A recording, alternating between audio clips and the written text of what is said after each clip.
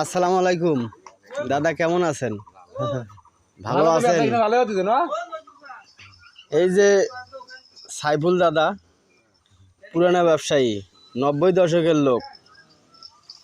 সেই আদি যুগ থাকি দেখেন চেনাচুর অনেক কিছু বিক্রি করে। দিনের বেলা করে গ্রামে নিয়ে যায় আর বিকেল বেলা করে বাজারে নিয়ে যায়, আমাদের বৈরাতি বাজারে। দেখেন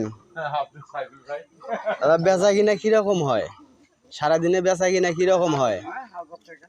1000 খানিক টাকা বেচা কিনা হয়। 1000 খানিক টাকা তো বেচা কিনা হয়, এর মধ্যে লাভ কত আইছে? তা এই নিয়ে সংসার মোটামুটি চলে। তো যাই চললে আলহামদুলিল্লাহ ভালো। তো দোয়া করি আরো বেশি করে বেচা কিনা করো, আরো সংসার উন্নতি করো। ঠিক আছে?